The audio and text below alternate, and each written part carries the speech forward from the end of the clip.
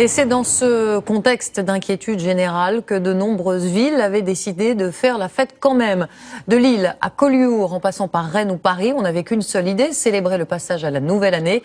Des festivités placées sous haute protection de militaires, de policiers, de gendarmes et de pompiers, notamment sur les Champs-Élysées. Clément Le Goff, Diane Schlinger et Loane Martin. Dernière seconde de 2015, les Champs-Élysées célèbrent le passage à la nouvelle année. Hier soir, ils étaient des milliers à accueillir 2016 au pied de l'Arc de Triomphe. Pour tous, un même cri de joie et l'heure des premiers vœux.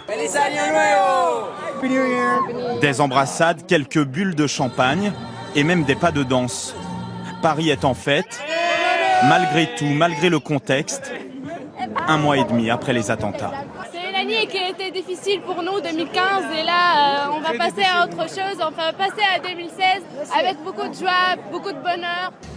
Hier soir, pas de feux d'artifice, mais des jeux de lumière projetés sur l'Arc de Triomphe et un réveillon sous haute surveillance. Là, vous voyez les gens qui arrivent encore là-bas.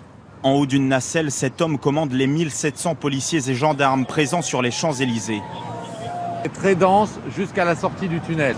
À chaque entrée de l'avenue, palpation et fouille obligatoire. Chaque mouvement suspect est scruté. Et parfois, le temps s'arrête pour les policiers.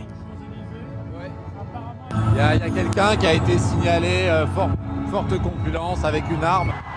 Une patrouille en civil est aussitôt dépêchée sur place. C'est une fausse alerte. Mais pour les forces de l'ordre, les premières minutes de 2016 auront été tendues.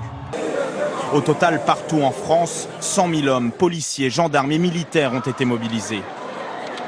À Strasbourg, les pétards du Nouvel An sont confisqués, ce qui n'a pas empêché les festivités.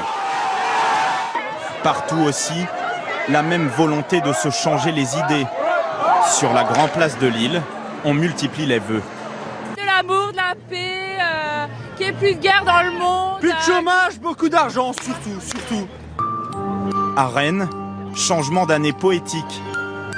Sur son fil, c'est un funambule qui fait le lien entre les deux années. C'était magnifique. Ah ouais ? Je crois que c'est la première fois que j'assiste à un spectacle pareil. Sur la plage de Collioure, le ciel s'est illuminé à minuit pile. Cette nuit, le passage à la nouvelle année s'est déroulé sans incident majeur.